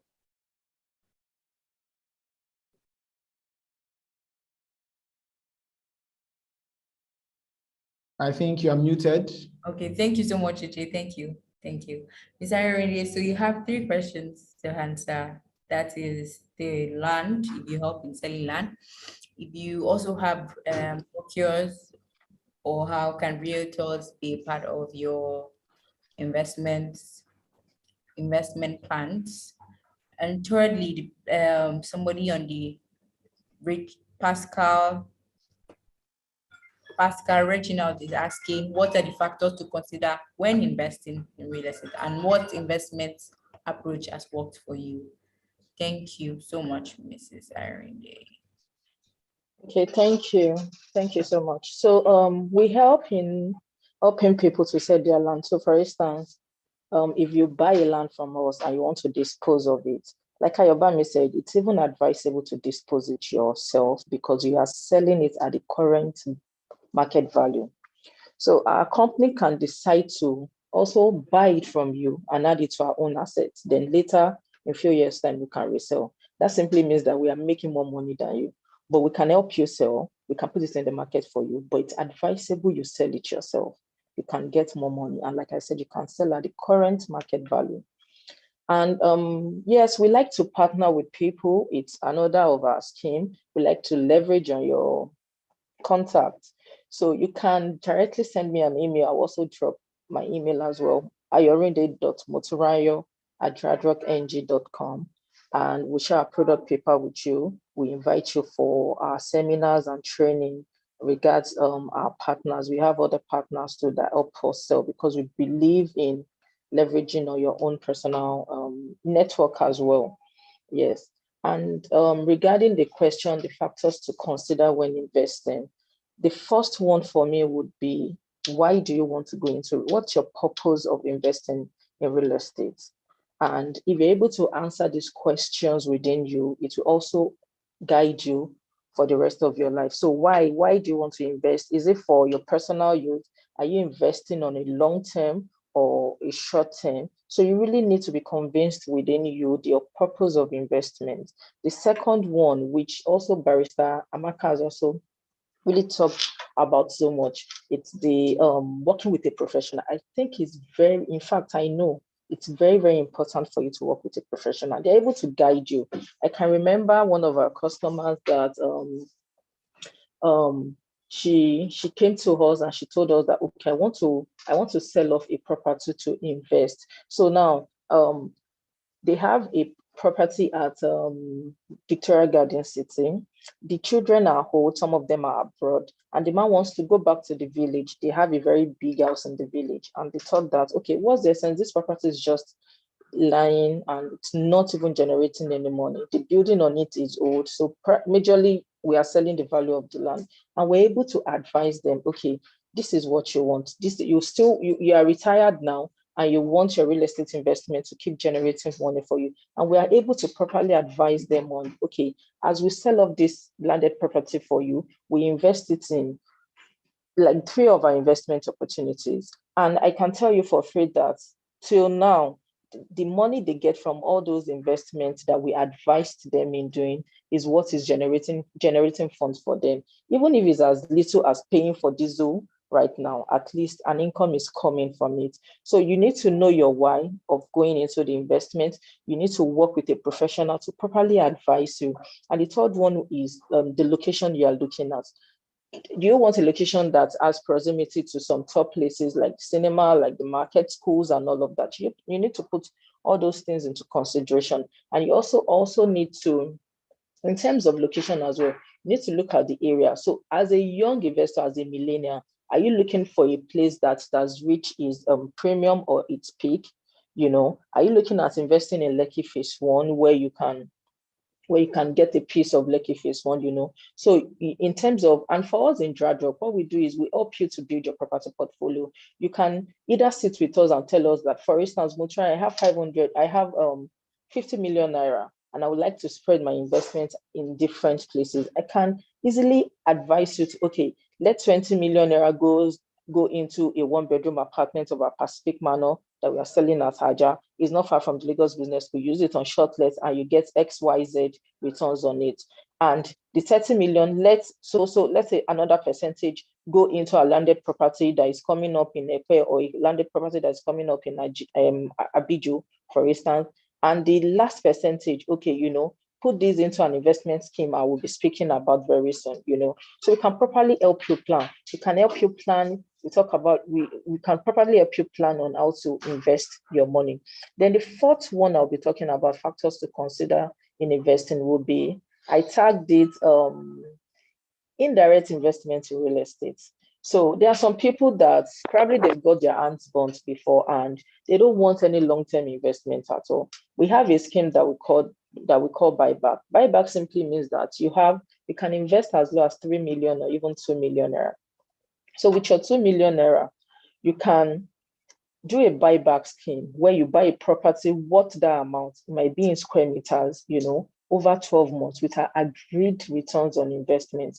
And in 12 months' time, we buy the property back from you. So in buying the property back from you, we pay you your capital plus the interest that we have both agreed. Now your 2 million naira, we give you a property worth that amount that you hold on to as a collateral. So we also have all those kind of investments. So that simply means that I'm just keying my money and edging over my naira for the next 1 year. And the percentage we are offering you is higher than what money market is currently giving. So we have that other investments. And at the beginning of this session, I spoke about project partnership as well. So project partnership simply means that you are in a community or you have close friends of yours that are interested in real estate investment. You can come on board as a project partner. That means you are owning a percentage of that project depending on the capital you are adding on it. So those are the 4 points that I think they are most important for you to consider before investing in real estate. Like, we'll just quickly recap. You need to know your why. You need to work with a professional to give you more information about what you want to invest in. Location is also very paramount, and the indirect investments in real estate that I spoke about. Then regarding the third question, which is the investment approach that has worked for me best, and I would also say that it's still working for me.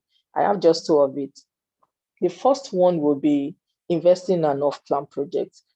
Off-plan, even for us in Dradrock, it's one of our model, like investing in off-plan. And as millennials, I think it's important for us to look for, aside from working with a reputable real estate firm that will always deliver on their projects, it's also important for us to look for projects that we can invest in off-plan. It simply helps you with it's an avenue for you for great capital growth and availability to purchase below the market rate. And you are able to also even resell at a high profit, and it gives you time to plan, and you can also save from it. So I would advise that we invest in an off-plan project. I've used that strategy before and it has worked for me. It's currently working for me. Give you an instance, there's a land we sold as far back 2019, late 2019, Prime Oyiko's land. And at first we were selling it. In fact, before we even started with the gatehouse, we sold that land at 5.5 million naira. And I can tell you for free today, it's currently going for 12.5 million naira as at the last time we sold. So that's in the space of less than 3 years, and it's an off-plan project. So we also sold our Pacific Manor 1 when we're selling 1 bedroom. It's around 2019 as well. We're able to sell 1 bedroom as low as 10.5 million naira. As we speak currently, because we are sold out on the phase 1 and phase 2, we are currently selling phase 3. Phase 3 for a 1 bedroom is currently going for 23 million naira. So you can imagine if you have invested as at 3 years ago, imagine the time value of money, imagine the profit you would have made. So even if as at today, you even decide to just fling it in the market and collect your 23 million and also reinvest it in another project, of course, you have made over 100% of your capital from it. Now, the second approach that the investment that has worked for me will also be co-ownership, and a lot of the speakers have also touched based on it. It's good to always collaborate. Aside from the fact that we know the factors, the advantages of co-ownership is it reduces the purchase price. So you can imagine you are really interested in owning a piece of Lekki Phase 1, and it's going to cost you about 50 million naira. You can actually co-own it with 3 other people. We have a project called the Millennial Bay. It's not far from the popular film house cinema, and the 1 bedroom is currently going for 50 million naira. And you and your friends, about 4 or 5 of you, come together to own a piece of Lekki Phase 1. Do you know what that means? Imagine when our fathers used to invest, when they invested in real estate then, and they had a property in Lekki. Currently now, and we are always wondering that how come you went to build on the mainland? Why didn't you buy a property in Lekki Phase 1? Because we know the value of what Lekki Phase 1 is saying now. And as a millennial, we're also interested in owning a piece of Lekki Phase 1.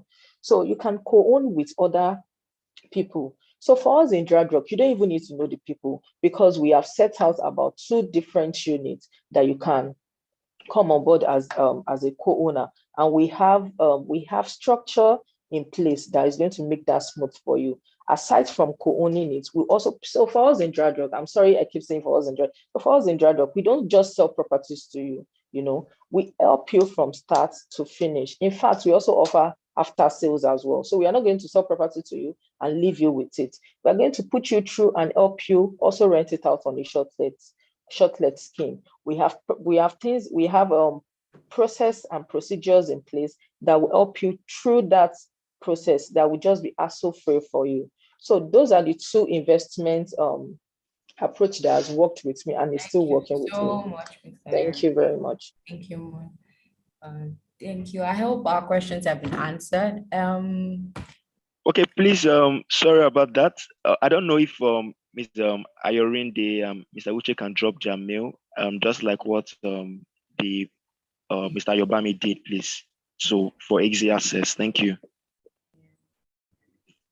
So yes, Mr. Ayorinde, please can you drop your email, and Mr. Uche, everybody, if you have questions or you want to access to their services, their emails are in the chat box. You can easily reach out to them for any of their services that you're interested in. We'll be rounding up very soon, but Mr. Onu Uche will be taking us through a slide presentation. Mr. Onu Uche.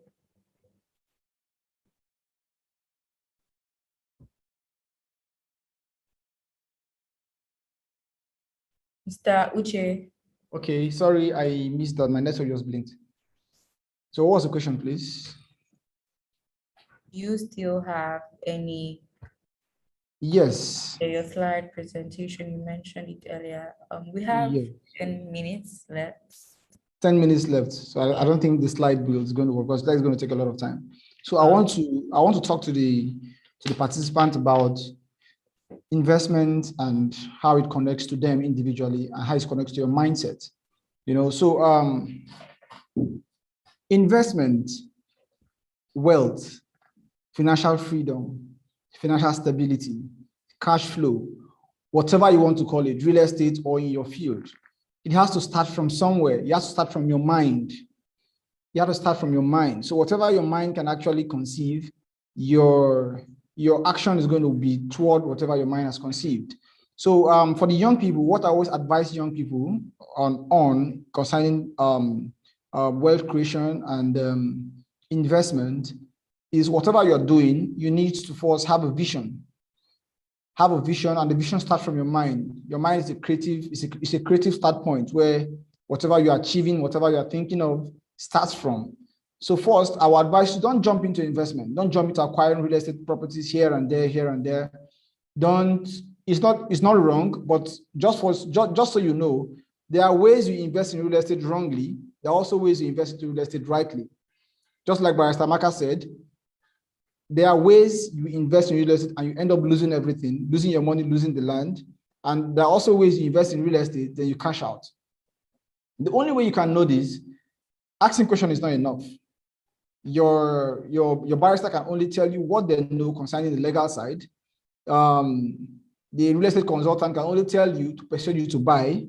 The marketer you're talking to can only tell you so they can earn commission. The company, even the company can also tell you so that they can sell off the property. So what I can tell you, so you understand how to invest in real estate whenever you want to invest and wherever you want to invest, either in Lagos or outside Lagos or even in your village or in your state, is first, know your why. After knowing your why, know the how. How do you want to invest? Do you have this money to invest? Do you have up to 20 million to buy property in Abuja area, Shangotedu, and the Bejuleki axis? Or do you have up to 200 million naira to buy land in Lekki, Ikoyi, and the likes? And the reason, pick a property choice.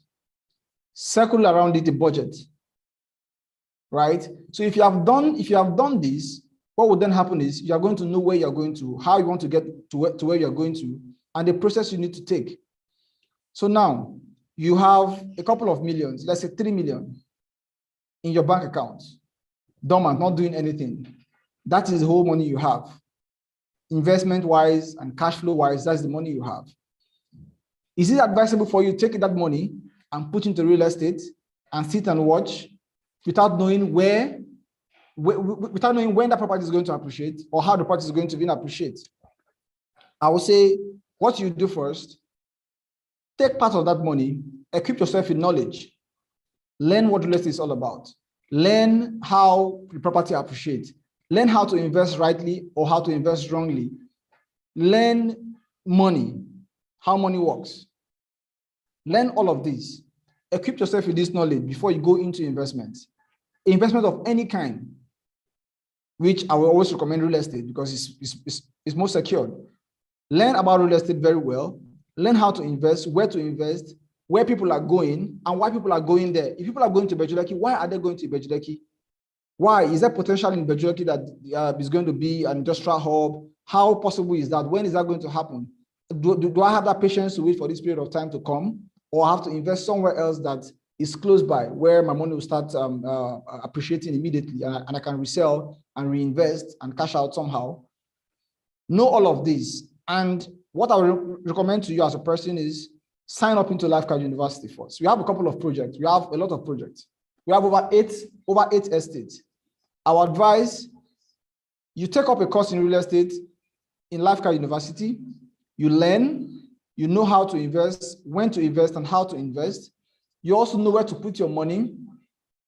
You also learn how money works in the real estate space. It's not all about you having the capital. It's also about you having that knowledge in the real estate space where you can triple your money over a period of time and all of that, what to buy and even where to invest. Is it land or is it apartments and all of that? So that alone on its own is a very good way to start with. If you now notice that the amount of money you have cannot give you a plot of land in the area you think is okay for you to invest after studying, I will now recommend you to do a co-investment. Get a couple of persons in your space, maybe your friends, your colleagues, people in your club, get them, introduce the property to them, tell them why they should invest. Tell them what the future for that property is and what their money is going to be in a couple of years. When they can break even is if it's an apartment, when they can get back their money, and if they want to resell, what the value will be at the time they want to resell. Put all of this together, tell them and bring them into a particular group. Now go in for a property. At this point, I believe you are ready to invest. Go in for a property, buy a property, and wait over a period of time, then you resell. And the only way you can understand this is by getting this our manual. It's called the Co-Investment Book. It's written by my MD, Grace Ofure. You can buy that either by contacting send us an email by the email I dropped earlier, or you call the number I initially dropped. That's the secretary to the MD. You can call her. She will be of service to you. Get that book, read the book, understand how she even started real estate. You will see the process. There are step-by-step process on how you can co-invest. And also we have a promo for this particular program with Business Day today. So this program, you can actually get up to 100,000 naira to start an investment just by logging into our website, the co-investment website, lifecardcoinvest.com. You are going to see a couple of products there that you can co-invest with, and all of those apartments or those products, we have co-investment group attached to them.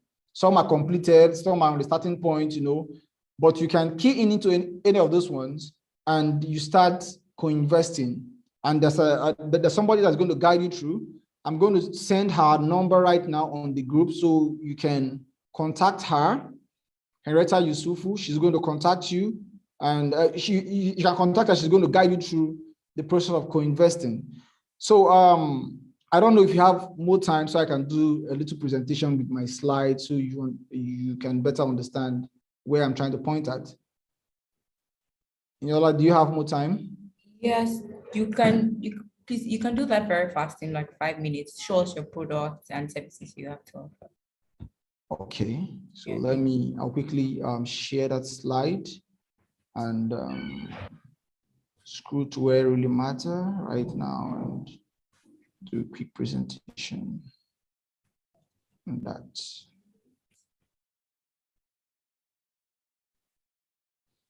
So for the young people, I always like asking the why, which is the big why. Why do people invest, or why do you want to invest in real estate? Is it for financial security? Is it for cash flow? Is it for the constant property appreciation, which is basically for the investment reason? Is it that you want to leverage on that invested fund for something, want to use that for something, or is it for a retirement plan? So you have to pick a why. Why are you investing? So that is a question every young investor should ask themselves so they understand a reason why they're investing. So the next slide is how to invest. How to invest. Have a reason for your investment. Why are you investing? Are you investing for the cash flow like the initial slide said? So before you even invest, you need to research a real estate company that is reputable and has a track record of not defrauding anybody, or all of these fraudulent acts in real estate industry. You need to research and get a good company to invest with. And while doing this, you need to choose a property type. Choose a property type, either a commercial property, industrial property, or residential property. All of this property has, the reason why I would advise investors to pick a property type is because of development permit. If, for instance, you buy an industrial property and you want to build residential apartments, maybe blocks of apartment there, you getting approval from the state government is going to be almost impossible because that land has been allotted for industry, for industrial use, not for residential use. The neighborhood is going to be toxic for whatever is staying there. So next is create a budget. Have a budget. How much are you looking at investing? That's why we talk about the co-investment and all of that. If your budget is not up to getting a plot of land for yourself in a location where you think is okay, you need to co-invest with others and get that same property, right? And you still make equivalent amount of interest you intend making in the future. So that is basically what you should do or know about investment. So while having that budget around it, looking at co-investment, looking at you owning, take full ownership of the land, you need to search for the right property. You need to look at the good location, look at a good and verifiable title, just like Barrister Amaka said, which is very, very important. It's very important that you look for property that has good title. Like all of our estate, we have clean title, good title, verifiable title that doesn't have any issue or any encumbrances in the future. So you need to also look for a payment modality that works for you. If it's something that you want to pay on installment basis, if it's something you want to actually pay outrightly, try to get the best price as well. If you are paying outrightly, what incentive are you getting? What percentage of discount are you getting?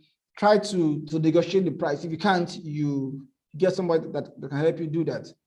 Look up, also ask how secure this property is. Most times we buy good property, good title, wonderful location, the price is perfect, but the property is not secured. somebody might come in tomorrow and say that property belongs to me, or someone might say, okay, or the company might even resell that parcel of land, which is not the case of Lifecard in any way. So after that, there's an entry point to real estate investment. There's always an entry point to real estate investment. After you have done all of this, right, there are things you need to know about real estate. The knowledge and the principle of things, how they work in real estate, the fact information, the skills acquired, all of those will start playing what you have learned in all of this time, how the property appreciates, what happens within that location, is that flooding? So you have to gather all this information that will inform your entry point so that you don't make mistakes and buy a property in the wrong location where you might happen to sell them below the value you bought them for because of what is happening around there, or even happen to lose the property.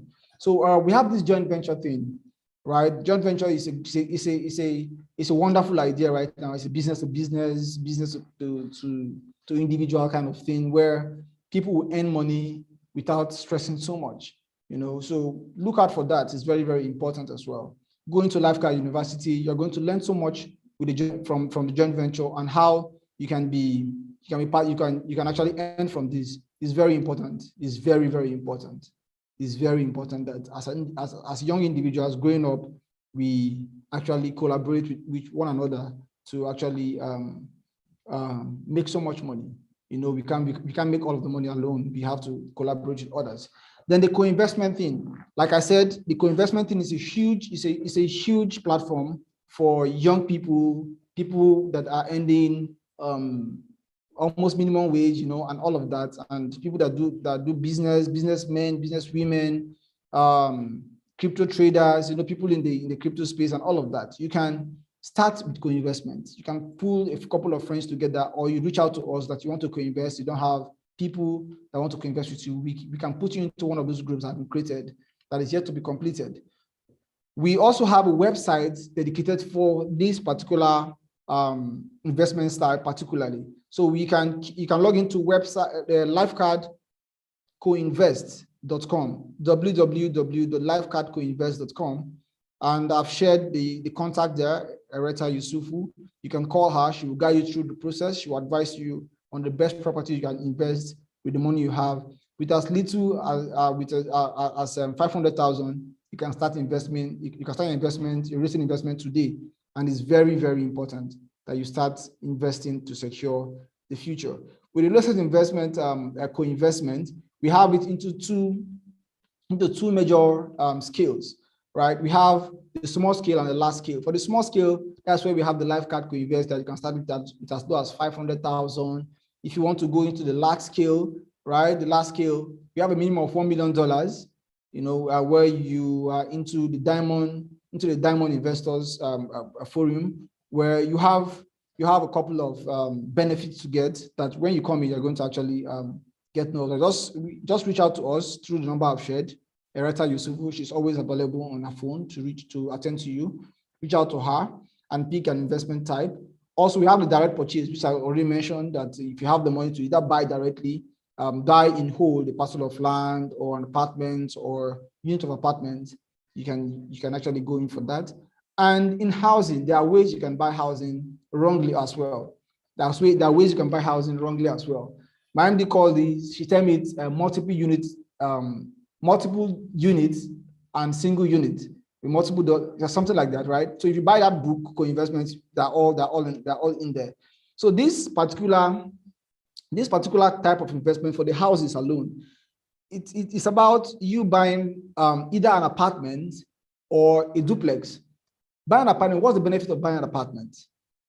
Right? If you're buying, let's say, 2 apartments, all these apartments, if you're buying a plot of land, building an apartment or building duplex, they're all sitting on the same plot of land. It's just you maximizing the land.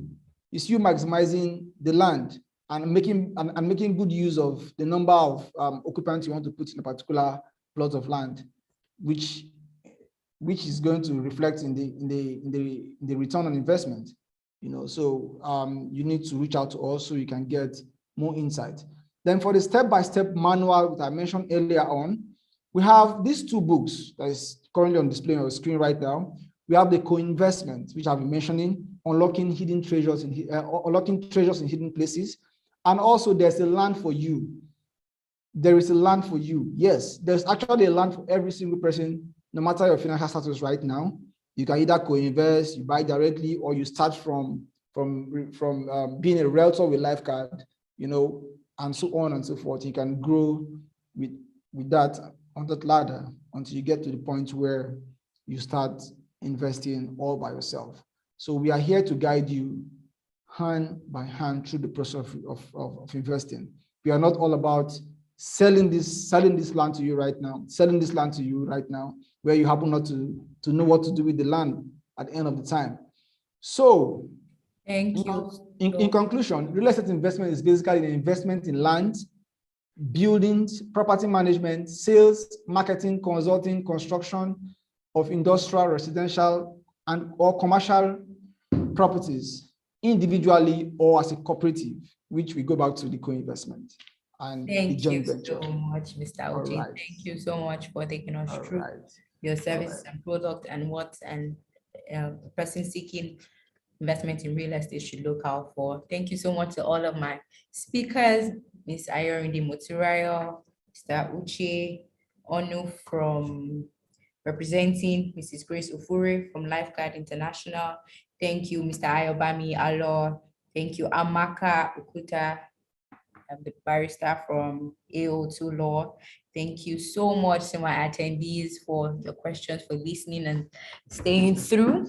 We hope to see you next time, this time next month on Millennials Hangout. And my name is Eniola Latunji. All right, Eniola, please, before you sign out, okay. just for the young people here, so you get full insight on what Lifecard is all about. We are currently unveiling and what we are about unveiling. Our advice, you follow us on our Instagram handle, which I believe somebody have posted it here already, at Lifecard Ltd on Instagram. And also you can follow my MD, Grace Ofure, on our handle at Grace _Ofure on all social media platforms, please, so that you get first-hand information on Lifecard products. Thank you so much. You're welcome. I'm sure today has been very, very insightful day. I've learned a lot on real estate, and I'm sure it's the same for every one of us. Thank you so much for joining us. We hope to see you next time.